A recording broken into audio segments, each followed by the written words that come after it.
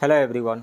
इस वीडियो में मैं एडुटेरिया के टेस्ट सीरीज से इंग्लिश मीडियम के टेस्ट 9 के साइंस के क्वेश्चंस को डिस्कस करने जा रहा हूं। तो चलिए शुरू करते हैं। एडुटेरिया के टेस्ट 9 के साइंस का question number 1। If the ends of a coiled spring are stretched by gently pulling, then the length of the spring increases slightly. Now if the ends of the spring are released, it regains its original shape and size. Which property of spring does it represent? मतलब ये रहा कि यदि किसी spring के दोनों and को हम पकड़ करके खींचें तो वो स्ट्रेच्ड पोजीशन में आ जाएगा, उसका लेंथ इंक्रीज हो जाएगा, और फिर से हम दोनों एंड को छोड़ देते हैं तो ओरिजिनल पोजीशन पे चला आता है, ओरिजिनल साइज़ को एक्वायर कर लेता है। ये कौन सी प्रॉपर्टी की वजह से होता है? तो इस प्रॉपर्टी को कहा जाता है इलास्टिसिटी। इलास्टिक प्रॉपर्टी की वजह से ही हो रहा है। जैसे कोई रबर का बॉल है, उसको दबाते हैं तो उसका शेप चेंज हो जाता है, तो उसके अंदर रिस्टोरिंग फोर्स वर्क करने लगता है जो फिर से उसको ओरिजिनल शेप में ला देता है, और उसके उस प्रॉपर्टी को इलास्टिक प्रॉपर्टी कहा जाता है, इलास्टिसिटी। तो राइट ऑप्शन ए होगा। विस्कोसिटी, फ्लूइड्स के लेयर के बीच में जो अपोजिंग फोर्स लगता है, यानी फ्रिक्शनल फोर्स जो लगता है, उसको विस्कोसिटी कहा जाता है। Kinetic energy, energy possessed by A particle by virtue of its motion, motion की वजह से जो एनर्जी होती है उसी को कहा जाता है kinetic energy. Next question, if an object is placed near a magnetic field, then the magnetic lines present in the winds of the magnetic field starts getting attracted towards that object more and more, hence the material is। तो देखें तो तीन तरह के magnetic material होते हैं, diamagnetic, पारामैग्नेटिक and ferromagnetic. यदि diamagnetic की हम बात करें तो जैसे मान लीजिए कि ये डायामैग्नेटिक मटेरियल है और इसको किसी मैग्नेटिक फील्ड के अंदर रखते हैं, या यूं कहें कि इस पे मैग्नेटिक फील्ड हम अप्लाई करते हैं, तो ये मैग्नेटिक फील्ड लाइंस को स्ट्रांगली रिपेल करता है। Diamagnetic material magnetic field line को स्ट्रांगली रिपेल करेगा, मतलब दूर हटाएगा मैग्नेटिक फील्ड लाइंस को। डायामैग्नेटिक मटेरियल इसको कहा जाता है। और डायामैग्नेटिक के मटेरियल के अंतर्गत आते हैं जैसे कॉपर हो गया, सिल्वर हो गया, गोल्ड हो गया। इस तरह के मटेरियल में एक मैग्नेटाइजेशन देखने को नज़र आता है। जिस डायरेक्शन में मैग्नेटिक फील्ड अप्लाई किया गया है उसके अपोजिट डायरेक्शन में मैग्नेटाइजेशन होता है डायामैग्नेटिक मटेरियल के केस में। अब यदि हम पारामैग्नेटिक मटेरियल की बात करें तो जैसे ये मान लीजिए कि पारामैग्नेटिक मटेरियल है, इस पे हम यदि मैग्नेटिक फील्ड को अप्लाई करते हैं तो ये अट्रैक्ट करता है, वीक अट्रैक्शन होता है, मैग्नेटिक फील्ड लाइन्स को ये अट्रैक्ट करता है, वीक अट्रैक्शन होता है इसमें मैग्नेटिक फील्ड लाइन को ये अट्रैक्ट करता है, और इसमें उसी डायरेक्शन में मैग्नेटाइजेशन होता है, मतलब स्मॉल मैग्नेटाइजेशन जिस डायरेक्शन में मैग्नेटिक फील्ड अप्लाई किया गया है। तो पारामैग्नेटिक मटेरियल के एग्जांपल्स हो सकते हैं जैसे मैग्नीशियम होगा, मोलिब्डेनम हो गया, लिथियम हो गया, टेंटेनम हो गया, ये सब पारामैग्नेटिक मटेरियल के एग्जांपल्स हैं।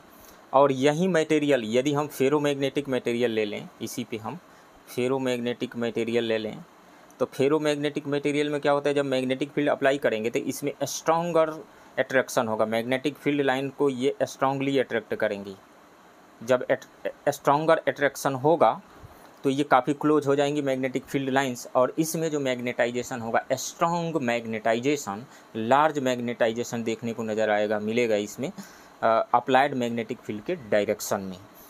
फेरोमैग्नेटिक मटेरियल के अंतर्गत आ जाता है जैसे कोबाल्ट हो गया, आयरन हो गया, निकेल, ये तीनों ही फेरोमैग्नेटिक मटेरियल के अंतर्गत आता है। और ये फेरोमैग्नेटिक मटेरियल क्यों है? क्योंकि जैसे यदि आयरन की बात करें तो आयरन का एटॉमिक नंबर 26 होता है, और इसका यदि इलेक्ट्रॉनिक कन्फिग्रेशन हम खींचें, इलेक्ट्रॉनिक कन्फिग्रेशन लिखें तो 18 तक तो वही होगा जो नॉर्मल होता है आर्गन का, आर्गन हो गया, उसके बाद में 4s2 एंड 3d6 ये हो गया आयरन के केस में। Fe के केस में ये होगा। अब यदि कोबाल्ट की बात करें तो कोबाल्ट का 27 होता है, तो यहाँ पे 4s2 3d7 हो जाएगा। निकिल का 28 एटॉमिक नंबर होता है, तो 4s2 3d8 हो जाएगा। तो इस तरीक़े से हम देखें तो आयरन में d6 आ रहा है, कोबाल्ट में d7 आ रहा है, निकिल में d8 आ रहा है। मतलब जो 5d ऑर्बिटल्स होते हैं, 5d ऑर्बिटल्स 2 3 4 5, इसमें आयरन के केस में 1 2 3 4 5 तो है ही, इसके अलावा एक पेयर्ड हो गया, यहाँ पे 6 इलेक्ट्रॉन हो गए डी ऑर्बिटल में। 4 जो इसका ऑर्बिटल है उसके इलेक्ट्रॉन अनपेयर्ड है। इसी अनपेयर्ड इलेक्ट्रॉन की वजह से आयरन जो है एक फेरोमैग्नेटिक मटेरियल है। उसी तरीक़े से निकिल की बात करें तो निकिल के केस में क्या हो जाएगा, यहाँ पे निकिल में 8 है, पहले हम कोबाल्ट का देख लेते हैं, 27 है, तो 27 में एक और पेयर हो जाएगा, 3 अनपेयर्ड बचेंगे कोबाल्ट के केस में। तो unpaired electron, unpaired D electron होने की वजह से कोबाल्ट भी क्या है, एक फेरोमैग्नेटिक मटेरियल है। उसी तरीक़े से निकिल एटॉमिक नंबर 28 है, तो इसके डी ऑर्बिटल में 8 इलेक्ट्रॉन है, तो 3 जो है ऑर्बिटल पेयर्ड हो जाएगा, पेयर इलेक्ट्रॉन हो जाएंगे 3 ऑर्बिटल में, 2 अनपेयर्ड, तो इसमें भी अनपेयर्ड इलेक्ट्रॉन्स है। इस कारण से ये भी एक फेरोमैग्नेटिक मटेरियल है। तो तीनों ही फेरोमैग्नेटिक मटेरियल है, तो इस कारण से इसका आंसर होगा मोर than one of the above, right option D होगा। Consider the following statements regarding the domestic electric circuit. The color of the neutral wire in a domestic electrical circuit is black. बिल्कुल सही है। Phase wire का colour red colour का होता है, neutral wire का black या फिर ब्राउन कलर का होता है, और अर्थ वायर का ग्रीन कलर का होता है। The potential of earth wire is zero. बिल्कुल, अर्थ वायर जो है अर्थ से कनेक्टेड रहता है, अर्थ से, अर्थिंग का ये सिंबल है, अर्थ से कनेक्टेड रहता है, तो अर्थ का पोटेंशियल हमेशा जीरो रहता है। यानी कहीं पे ज़्यादा करंट, ज़्यादा इलेक्ट्रॉन है, ज़्यादा नेगेटिव चार्ज है, तो अर्थ के अंदर चला जाएगा। ज़्यादा चार्ज कहीं पे है तो अर्थ से कनेक्टेड है, तो वो अर्थ के अंदर चला जाएगा, जीरो पोटेंशियल मेंटेन रखता है। तो ये स्टेटमेंट सही है। The potential of the earth wire is zero. Normally alternating current flows in our homes. हमारे घरों में नॉर्मली अल्टरनेटिंग करंट ही आता है, जो ये सप्लाई आ रहा है इसमें अल्टरनेटिंग करंट ही है। अल्टरनेटिंग करंट का मतलब होता है, जैसे इसका साइनोसॉइडल की बात करें तो जैसे साइनोसॉइडल है ये, I is equal to I naught sine omega T या cos omega T plus minus phi करके कुछ इस तरीक़े का इक्वेशन इसका हो सकता है। तो साइनोसॉइडल साइन का ग्राफ ये होता है। तो हम देखें तो इसमें मैग्नीट्यूड भी बदल रहा है और डायरेक्शन भी। आधे टाइम तक एक डायरेक्शन में जैसे लेफ़्ट से राइट जा रहा है, और अगले आधे टाइम तक राइट से लेफ़्ट हो जाता है, लेफ़्ट से राइट, राइट से लेफ़्ट, और मैग्नीट्यूड भी बदल रहा होता है। इसको अल्टरनेटिंग करंट कहा जाता है। आगे गया, फिर थोड़ी देर में पीछे लौट करके आ गया, और ऐसी ही सप्लाई हमारे घरों में आती है। तो ये भी स्टेटमेंट सही है। तो इसमें से 1 2 3 तीनों ही सही है, राइट ऑप्शन सी होगा। If you have installed a tube light in your house which is emitting yellow light, then what material is coated in the tube light?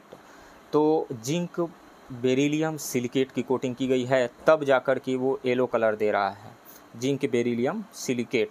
यदि कैडमियम बोरेट का लेप चढ़ा दिया जाएगा, यानी कोटिंग कर दी जाएगी, तो पिंक कलर का लाइट देगा। तो इसमें से राइट ऑप्शन सी होगा। जिंक बेरिलियम सिलिकेट का लेप चढ़ाया गया है, कोटिंग की गई है, इस कारण से येलो कलर आ रहा है। Which statements is are true regarding nuclear fusion? तो न्यूक्लियर फ्यूजन क्या होता है, 2 या 2 से अधिक स्मॉलर न्यूक्लियाई मिल करके एक बड़ा न्यूक्लियस बनाते हैं। तो इस तरह के न्यूक्लियर रिएक्शन को न्यूक्लियर फ्यूजन रिएक्शन कहा जाता है। जैसे 2 स्मॉलर न्यूक्लियाई मिले और ये एक बड़ा न्यूक्लियस बना दिए, तो यहाँ पे मास का डिफेक्ट आता है, मास में कमी जो आती है, वही मास में कमी, जो मान लीजिए कि डेल्टा एम मास में कमी आई, डेल्टा एम, अब इसमें सी स्क्वायर से मल्टीप्लाई जब हम कर देते हैं तो एनर्जी निकल जाता है। E is equal to M into C square से delta M into C square. तो मास में जो डिफेक्ट आता है वही एनर्जी में कन्वर्ट हो जाता है और एनर्जी यहाँ से रिलीज होती है। तो in this light nuclei combine to form heavy nuclei. Heavy nucleus, बिल्कुल ये फर्स्ट स्टेटमेंट सही है। लाइटर न्यूक्लियाई मिल करके एक हेवी न्यूक्लियस बनाते हैं, मास का डिफेक्ट आता है जिसकी वजह से वहाँ से एनर्जी रिलीज होती है। The working system of hydrogen bomb is based on nuclear fusion. बिल्कुल, हाइड्रोजन बम जो है इसी न्यूक्लियर फ्यूजन के प्रिंसिपल पे बेस्ड होता है। तो लेकिन प्रॉब्लम ये है कि जो न्यूक्लियर फ्यूजन रिएक्शन होता है उसके लिए टेम्परेचर लगभग 10⁷ टू 10⁸ केल्विन होना चाहिए, जो कि सन के कोर के अंदर इतना ही टेम्परेचर है या इससे ज़्यादा है। तो प्रैक्टिकली इस रिएक्शन को करवाना डिफ़िकल्ट है, क्योंकि इतना टेम्परेचर मेंटेन करना बहुत ही डिफ़िकल्ट काम है। तो इसके लिए क्या किया जाता है कि पहले न्यूक्लियर फिशन रिएक्शन करा दिया जाता है। न्यूक्लियर फिशन रिएक्शन क्या होता है, जब कोई बड़ा न्यूक्लियस छोटे छोटे न्यूक्लियाई में टूट जाता है तो उसको न्यूक्लियर फिशन रिएक्शन कहा जाता है। जैसे यूरेनियम 235 पे एक स्लो न्यूट्रॉन भेज दिया जाता है। यूरेनियम 235 पे एक स्लो न्यूट्रॉन हम भेज दें तो ये टूट जाता है बेरियम एंड क्रिप्टन में, BaNkr में, क्रिप्टन में टूट जाता है। और इसमें भी मास में जो डिफेक्ट आती है वो मास में डिफेक्ट वो एनर्जी में कन्वर्ट हो जाता है। E = Δm/c² से यहाँ पे लगभग 3 न्यूट्रॉन निकलते हैं और 3 न्यूट्रॉन फिर अगले 3 न्यूक्लियस पे अटैक कर सकते हैं। तो इससे जो एनर्जी रिलीज होती है उसी का यूज किया जाता है न्यूक्लियर फ्यूजन रिएक्शन करवाने में। तो हाइड्रोजन बम जो है इसी प्रिंसिपल पर बेस्ड है, न्यूक्लियर फ्यूजन रिएक्शन के प्रिंसिपल पे। तो बी स्टेटमेंट बिल्कुल सही है। सी स्टेटमेंट कह रहा है कि the source of the sun energy is nuclear fission. बिल्कुल, सन के कोर के अंदर का जो टेम्परेचर है लगभग इतना ही है या इससे ज़्यादा है, और इतने टेम्परेचर पे न्यूक्लियर फ्यूजन रिएक्शन हो जाता है। तो हाइड्रोजन के न्यूक्लियाई मिल करके हीलियम का न्यूक्लियस बनाते हैं, तो वहाँ पर भी न्यूक्लियर फ्यूजन रिएक्शन होता है और उसी की वजह से एनर्जी जो रिलीज हो रही है और रेडिएशन अर्थ सरफेस पे आ रहा है या अदर जा रहा है, किसी भी स्टार के अंदर यही न्यूक्लियर फ्यूजन रिएक्शन होता है। तो थर्ड स्टेटमेंट भी सही है। तो इसमें से more than one of the above हो जाएगा, राइट ऑप्शन डी। सॉरी, एक चीज़ गलती हुई, यहाँ फिशन दिया हुआ है, मैं फ्यूजन पढ़ लिया, तो ये स्टेटमेंट गलत हो जाएगा। सन के अंदर किसी भी स्टार के अंदर न्यूक्लियर फ्यूजन रिएक्शन ही होता है। एक्सप्लेनेशन सही है लेकिन यहाँ पर फिशन दिया हुआ है, इस कारण से थर्ड स्टेटमेंट गलत होगा। फिर भी डी ही ऑप्शन होगा, ए एंड बी सही है।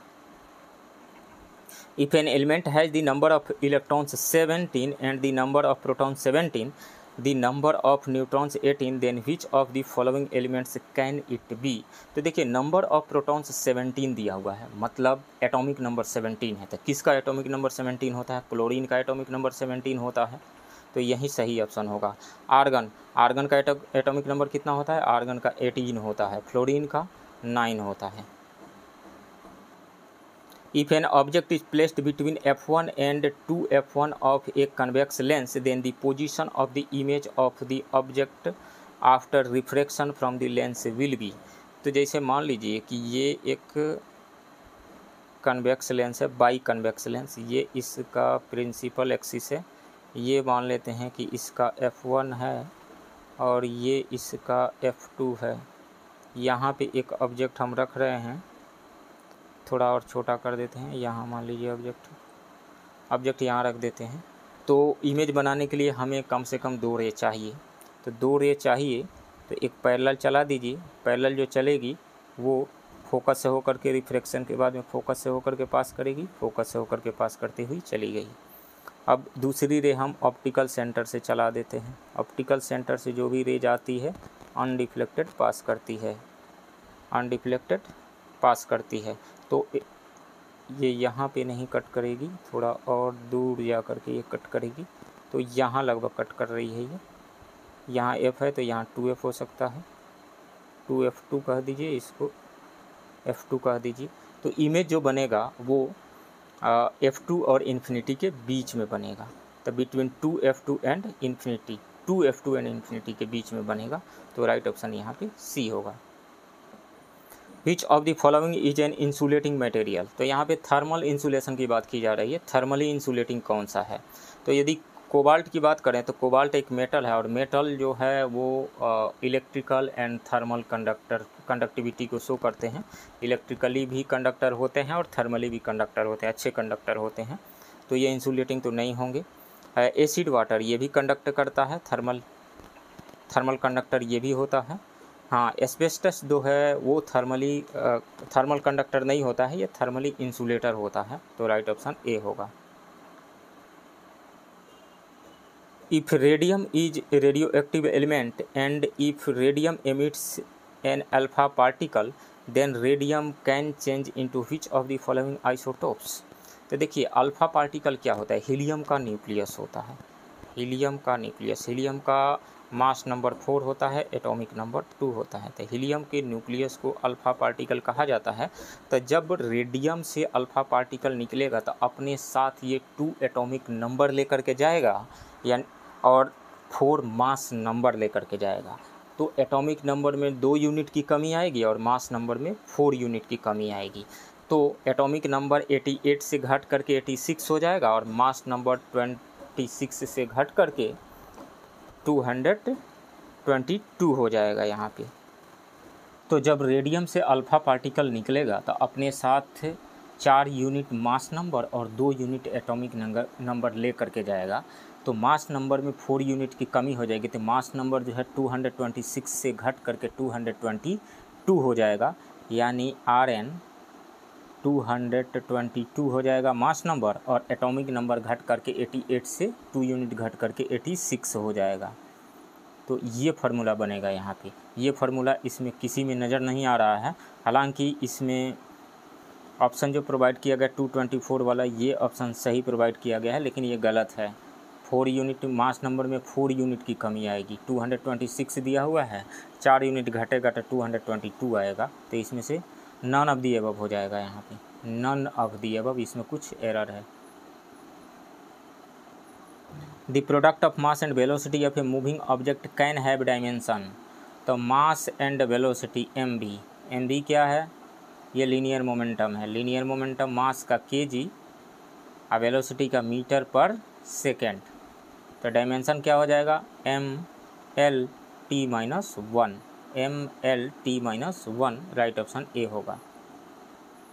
Consider the following statements, in such organism reproduction is done by budding, tentacles like structure is found in this organism, this organism has the ability to regeneration, the above statement is showing the speciality of which organism। इसमें option दिया गया है hydra, amoeba and Plasmodium protozoa. तो इसमें से hydra सही option होगा यहाँ पे। हाइड्रा में in such organism reproduction is done by budding, बिल्कुल बडिंग के थ्रू होता है। Tentacles like structure is found in this organism, तो इसमें से ये भी सही है। हाइड्रा के बॉडी के ऊपरी भागों में अंगुलीनुमा संरचना पाई जाती है, अंगुलीनुमा, जिसे टेंटिकल्स कहा जाता है, और ये अमीबा, प्लाज्मोडियम, पैरामीशियम वगैरह में नहीं पाया जाता है। तो ये सही है। This organism has the ability to regeneration, the above statement is showing the speciality of which organism. तो रीजेनरेशन की कैपेसिटी भी इसमें होती है, देख लेते हैं डायग्राम। इसमें ये उंगलीनुमा जो संरचना पाई जाती है इसको टेंटिकल्स कहा जाता है, और यहाँ से देखिए थोड़ी सी उभार निकल रहा है, यहाँ पे बड इज फॉर्म, बड यहाँ बनना शुरू हो गया, यहाँ थोड़ा बड़ा हो गया और यहाँ से निकल गया, कम्प्लीटली एक जीव ही बन गया, न्यू हाइड्रा बन गया। इसमें सेक्सुअल रिप्रोडक्शन नहीं हो रहा है, एसेक्सुअल रिप्रोडक्शन हो रहा है, और इसमें रीजेनरेशन की कैपेसिटी होती है। If a patient's blood group A is A minus and he receives blood from a donor, the recipient dies, then which of the following can be the blood group of the donor. तो O minus तो होगा नहीं, O minus universal donor है, O minus से यदि A minus को blood मिलेगा तो वो मरेगा नहीं, ये ले सकता है, O माइनस से ही ले सकता है। अब इसमें से देखना है कि इन दोनों में से कौन सा सही है। तो यहाँ देखिए इसमें 4 तरह का ब्लड ग्रुप दिखाया गया है। ए में A एंटीजन पाया जाता है, बी में B एंटीजन, AB में AB एंटीजन पाया जाता है, और O में कोई भी एंटीजन नहीं पाया जाता है। ए ब्लड ग्रुप में एंटीबॉडी B पाया जाता है, B में A एंटीबॉडी पाया जाता है, और AB में कोई भी एंटीबॉडी नहीं पाया जाता है, और O में दोनों ही A एंड B एंटीबॉडीज पाया जाता है। यहाँ पे O माइनस जो ब्लड ग्रुप है, यूनिवर्सल डोनर है, ये किसी को भी ब्लड दे सकता है, और ले सकता है सिर्फ O माइनस से ही ले सकता है। O प्लस जो है ये दे सकता है AB प्लस को, A प्लस को, B प्लस को, O प्लस को, ले सकता है O minus and O plus से। A माइनस जो है AB को दे सकता है, AB माइनस को दे सकता है, AB प्लस को दे सकता है, ए प्लस को दे सकता है, ए माइनस को दे सकता है, ले सकता है ये O minus and A minus से, ये O minus and A minus से ले सकता है। क्वेश्चन में दिया गया है कि ए बी प्लस और ए प्लस, तो ए बी प्लस और ए प्लस को ये ब्लड दे सकता है, ले नहीं सकता है, सिर्फ ओ माइनस और ए माइनस से ही ले सकता है। तो उसमें से ए बी प्लस और ए प्लस दोनों ही आंसर हो जाएगा। दोनों ही से ब्लड यदि उसको मिला होगा तो वो मरा होगा निश्चित रूप से। ए प्लस जो है ए बी प्लस और ए प्लस को ब्लड दे सकता है, ले सकता है ओ माइनस से, ओ प्लस से, ए माइनस से, ए प्लस से। बी माइनस जो है बी माइनस को दे सकता है, बी प्लस को दे सकता है, A B minus A B plus को दे सकता है, O minus and B minus से ले सकता है। बी प्लस जो है बी प्लस और ए बी प्लस को दे सकता है, ले सकता है ओ माइनस से, ओ प्लस से, B minus and B plus से ले सकता है। ए बी माइनस जो है वो ए बी माइनस को दे सकता है, ए बी प्लस को दे सकता है, ले सकता है ओ माइनस से, ए माइनस से, बी माइनस से और ए बी माइनस से ले सकता है। और ए बी प्लस जो है वो ए बी प्लस को ही सिर्फ दे सकता है और ले सकता है वो किससे, सभी से ले सकता है। तो ये है यूनिवर्सल एक्सेप्टर। ओ माइनस है यूनिवर्सल डोनर और ए बी प्लस है यूनिवर्सल एक्सेप्टर। तो उस पर्सन को यदि ओ माइनस ब्लड दिया होगा तो नहीं मरेगा, ए प्लस देगा तो भी मरेगा और ए बी प्लस देगा तो भी मरेगा, तो दोनों ही हो जाएगा। More than one of the above, right option D होगा। Which part of the brain receives this sensation of change in temperature in the environment, तो वो है हाइपोथैलेमस। हाइपोथैलेमस ही हमारे बॉडी के टेम्परेचर को रेगुलेट करता है, कितना बाहर टेम्परेचर है उसके अकॉर्डिंग टेम्परेचर को मेंटेन कर बना करके रखता है हमेशा बॉडी के अंदर। थैलेमस जो है ये रिले स्टेशन के जैसा काम करता है। सभी इनकमिंग मोटर, चाहे वो मोटर यानी मूवमेंट हो या फिर सेंसरी इन्फॉर्मेशन हो, इसके लिए ये रिले स्टेशन के जैसा काम करता है। और मेडुला ऑब्लंगेटा जो है ये इनवॉलेंट्री एक्शंस के जैसे अनैच्छिक क्रियाओं यानी इनवॉलेंट्री एक्शंस के लिए ये रिस्पॉन्सिबल है, इसको रेगुलेट करता है। तो इसमें से सही ऑप्शन बी हो जाएगा, हाइपोथैलेमस टेम्परेचर को रेगुलेट करता है। When its quantity increases in the urine, the risk of type 1 diabetes in a person increases. Which element has been said to increase in the urine here? वो है ketones. Ketones जब increase कर जाता है, ketones की मात्रा जब body में इंक्रीज कर जाती है तो हमारा ब्लड एसिडिक हो जाता है और इस ब्लड एसिडिक होने की वजह से वो सेल्स वेरियस टिश्यूज़ को क्षतिग्रस्त करना शुरू कर देता है और तब कहा जाता है कि पेशेंट जो है वो डायबिटिक पेशेंट हो गया है, टाइप 1 का, डायबिटीज़ टाइप 1 का पेशेंट हो चुका है या होने वाला है। तो राइट ऑप्शन ए होगा। DPT vaccines are used for which disease, तो डिप्थेरिया के लिए यूज होता है, हुपिंग कफ के लिए यूज होता है और टेटनस के लिए यूज होता है। तो इसमें से राइट ऑप्शन ए होगा। पोलियो के लिए ओपीवी जो दिया जाता है, बूंदे पिलाई जाती थी बच्चों को, ओपीवी ओरल पोलियो वैक्सीन, और टीबी के लिए BCG. It is assumed that the process of anaerobic respiration in the process of cellular respiration of the human body is similar to that of plants. Then what effect can arise in the human body? यहाँ देखिए respiration के अंतर्गत glucose 6 carbon वाला जो molecule है वो 3 carbon वाले pyruvate में बदलता है, वहाँ से एनर्जी रिलीज होती है और यहाँ पे यदि ऑक्सीजन का ऑब्सेंस है तो ये इथेनॉल में कन्वर्ट हो जाता है, कार्बन डाइऑक्साइड प्लस एनर्जी यहाँ से रिलीज होती है। इथेनॉल C2H5OH, C2O5OH, 2 कार्बन यहाँ लिखा गया है, 2 कार्बन में बदल गया। ये ईस्ट के केस में होता है। यहाँ पे यूँ कहें कि प्लांट में ही एनारोबिक रेस्पिरेशन, प्लांट के केस में भी एनारोबिक रेस्पिरेशन में यही प्रोडक्ट बनता है, इथेनॉल बनता है, carbon dioxide and energy release होती है, यानी इथेनॉल बनता है। अब देखिए हमारे मसल सेल में जो ऑक्सीजन की कमी है, लैक ऑफ ऑक्सीजन है, तो वहाँ पे यही जो पायरुवेट है ये लैक्टिक एसिड में बदलता है और एनर्जी रिलीज होती है।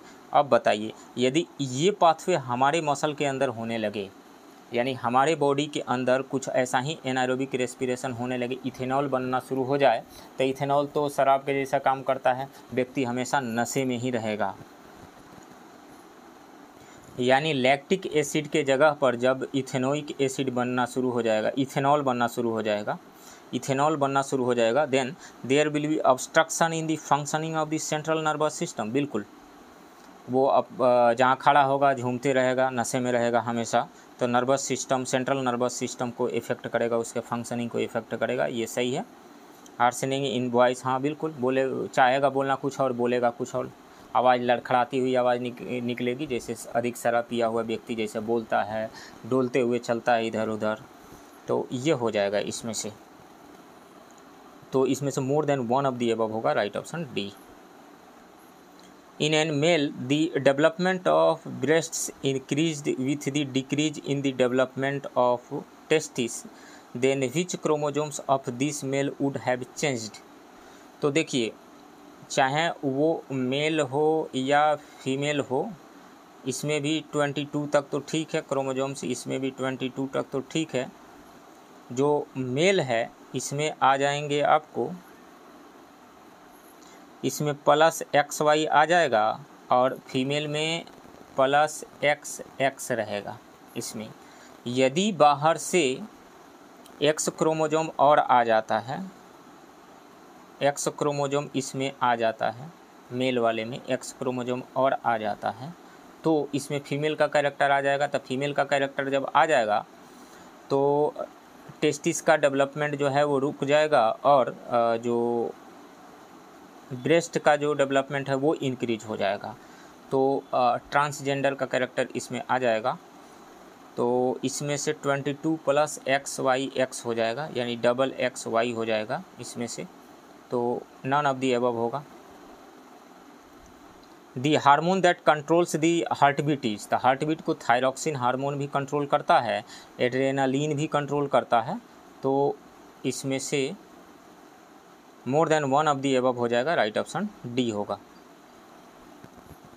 Of the following are correctly matched, red colour of tomato lycopene की वजह से होता है, बिल्कुल ये सही है। टर्मेरिक कलर जो होता है कैरोटीन की वजह से होता है। हल्दी का रंग जो है ये कैरोटीन की वजह से नहीं, ये होता है जैंथोफिल की वजह से, जैंथोफिल की वजह से। और कैरेट का जो रंग होता है वो कैरोटीन की वजह से। ये दोनों आपस में एक्सचेंज है। कैरेट का जो कलर होता है वो होता है कैरोटीन की वजह से, और टर्मेरिक का जो कलर होता है वो जैंथोफिल की वजह से होता है। तो ये दोनों आपस में एक्सचेंज हो गए, इस कारण से ये दोनों ही गलत है, सिर्फ एक ही सही है। तो ओनली वन पेयर सही है, राइट ऑप्शन ए होगा। Which of the following statement is are incorrect regarding IVF यानी in vitro fertilisation. Intracytoplasmic sperm injection is use to inject a healthy sperm directly into each mature egg, ये सही है। A catheter is use to retrieve eggs from the mother's uterus, नहीं, mother के uterus से eggs को निकालने के लिए कैथेटर का यूज नहीं किया जाता है, सक्शन प्रोसेस का यूज किया जाता है। तो इस कारण से ये गलत है। कनुप्रिया अग्रवाल, जिसका नाम दुर्गा भी है, is India's first test tube baby, ये सही है। तो इसमें से गलत बी है और इनकरेक्ट ही चुनना है हमें, तो राइट ऑप्शन बी होगा। Table salt is made of which of the following. तो देखिए, सॉल्ट भी एसिडिक हो सकते हैं, बेसिक हो सकते हैं और न्यूट्रल हो सकते हैं। तो ये जो सॉल्ट है ये न्यूट्रल है और ये बनता है स्ट्रॉन्ग एसिड और स्ट्रॉन्ग बेस के न्यूट्रलाइजेशन रिएक्शन से। तो strong acid and strong base के न्यूट्रलाइजेशन रिएक्शन से, राइट ऑप्शन सी होगा यहाँ पे। जैसे HCl हो गया और NaOH दोनों ही स्ट्रॉन्गर है, NaOH स्ट्रॉन्ग बेस है और HCl स्ट्रॉन्गर एसिड है, ये बनेगा यहाँ से NaCl बन जाएगा प्लस H2O बन जाएगा यहाँ पे। तो स्ट्रॉन्ग एसिड और स्ट्रॉन्ग बेस जब आपस में रिएक्शन करते हैं, न्यूट्रलाइजेशन रिएक्शन करते हैं, तो जो सॉल्ट बनता है वो न्यूट्रल होता है। विच of the following is not A radio active element. तो इसमें से प्लूटोनियम रेडियो एक्टिव है, थोरियम रेडियो एक्टिव है, लेकिन टाइटेनियम रेडियो एक्टिव नहीं है। तो राइट ऑप्शन ए होगा।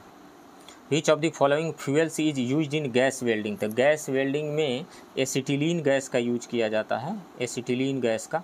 एसिटिलीन गैस का ये फार्मूला होता है C triple bond C, hydrogen इधर जोड़िए, हाइड्रोजन इधर जोड़िए, ये होता है। तो राइट ऑप्शन C होगा। Transformer is a typical of device which, तो देखिए ट्रांसफार्मर का ये सिंबल होता है, ट्रांसफार्मर का ये प्राइमरी, इसको प्राइमरी कॉइल कहा जाता है, और यहाँ पे आप AC सप्लाई कर दीजिए, और इसको सेकेंडरी कहा जाता है, सेकेंडरी, और यहाँ पे आउटपुट मिलेगा आपको, यहाँ पे जो मिलेगा ये भी आउटपुट मिलेगा, और यहाँ पे भी इन दे दिया गया है, अल्टरनेटिंग करंट यहाँ दिया गया है, यहाँ पर भी अल्टरनेटिंग करंट आउटपुट मिलेगा, और यहाँ पे 2-3 लाइन खींच दीजिए। ये कॉन्टैक्ट में नहीं है आपस में, दोनों ही कॉइल जो है कॉन्टैक्ट में नहीं है, इसको प्राइमरी कॉइल कहा जाता है, इसको सेकेंडरी कॉइल कहा जाता है। तो जब इसमें हम अल्टरनेटिंग करंट देते हैं तो म्यूचुअल इंडक्शन कह दीजिए, इलेक्ट्रोमैग्नेटिक इंडक्शन कह दीजिए, उसके थ्रू यहाँ पे करंट इंड्यूस्ड हो जाता है सेकेंड कॉइल में, अल्टरनेटिंग करंट ही इंड्यूस होता है। और चूँकि अल्टरनेटिंग करंट जो है यहाँ पे सप्लाई किया गया है, तो इसका वैल्यू भी चेंज हो रहा है साइनसॉइडली, कुछ इस तरीके से इसका ग्राफ होता है। हम लिख सकते हैं I is equal to I0 sine omega T plus minus phi, या डेल्टा कह दीजिए, साइन ओमेगा टी। ये यहाँ पे सप्लाई किया जा रहा है, तो इसका वैल्यू भी चेंज हो रहा है और डायरेक्शन भी चेंज हो रहा है, यानी करंट का वैल्यू जब चेंज हो रहा है तो प्राइमरी कॉइल में जो करंट फ्लो हो रहा है उसमें करंट का वैल्यू चेंज हो रहा है, तो इसकी वजह से जो सेकेंडरी कॉइल के पास में मैग्नेटिक फील्ड प्रोड्यूस हो रहा है उसका वैल्यू भी चेंज हो रहा है। तो मैग्नेटिक के फील्ड के वैल्यू के चेंज होने की वजह से सेकेंडरी कॉइल से जो एसोसिएटेड मैग्नेटिक फ्लक्स है, या यूँ कहें कि लिंक्ड जो फ्लक्स है, उसका वैल्यू चेंज हो रहा है। और जब कहीं पर भी मैग्नेटिक फ्लक्स का वैल्यू चेंज होता है तो वहाँ पे एक EMF इंड्यूस हो जाता है, Faraday's law of electromagnetic induction के अकॉर्डिंग। तो सेकंड में एक EMF इंड्यूस्ड हो जाएगा, यानी करंट फ्लो होना शुरू हो जाएगा, अल्टरनेटिंग करंट ही फ्लो होगा। अब क्या किया जाता है ट्रांसफार्मर में, यदि हमें वोल्टेज की ज़्यादा वोल्टेज बढ़ा करके भेजना है, जैसे कि जहाँ पर इलेक्ट्रिसिटी का प्रोडक्शन हो रहा है वहाँ से दूर दूर तक भेजना होता है, तो किया जाता है वोल्टेज को बढ़ा करके भेज दिया जाता है ताकि पावर का लॉस कम हो रेसिस्टेंस की वजह से।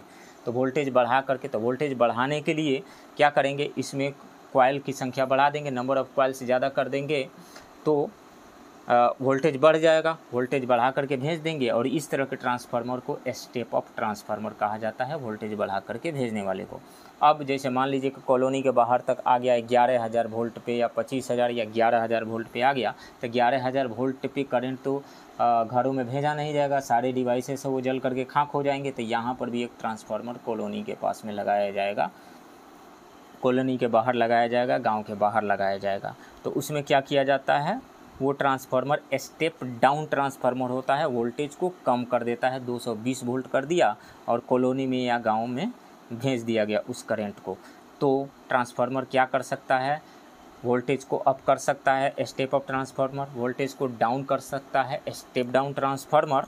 हाँ, लेकिन जब वोल्टेज अप होता है तो करंट डाउन हो जाता है, तो पावर क्या रहता है, पावर रिमेन सेम होता है, P = VI होता है ना, तो पावर रिमेन सेम होता है। तो इसमें से A और B ऑप्शन सही होगा, increase voltage, lower the voltage, तो more than one of the above, right option D होगा। Synthetic is a polymer fibre used as a substitute for wool in making blankets, sweaters et cetera, तो वो है Orlon. Orlon का use किया जाता है कंबल बनाने में, जैकेट वगैरह बनाने में, तो इसमें से राइट ऑप्शन A होगा। Which of the following is not a nitrogenous fertilizers, तो इसमें अमोनिया का फार्मूला ये होता है NH3, इसमें नाइट्रोजन है, नाइट्रोजनस है। यूरिया, यूरिया का फार्मूला क्या होता है, यूरिया का जो फार्मूला होता है C, यहाँ पे डबल बॉन्ड O, इधर NH2 जोड़ दीजिए, NH2, और इधर भी NH2 जोड़ दीजिए, ये है यूरिया का फार्मूला। इसमें NH2 है, 2 NH2 ग्रुप जुड़ा हुआ है, तो इसमें नाइट्रोजन है, नाइट्रोजनस है urea.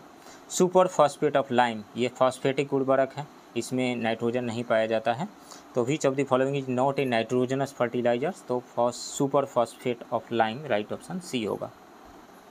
From which is the magnesium metal extracted, तो मैग्नीशियम का जो ओर होता है मैग्नीशियम का, मैग्नीशियम के ओर में शामिल है डोलोमाइट है, जिसमें मैग्नीशियम कार्बोनेट, कैल्शियम कार्बोनेट होता है, डोलोमाइट भी होता है, कार्नेलाइट भी मैग्नीशियम का ही ओर है, किसेराइट भी मैग्नीशियम का ही ओर है।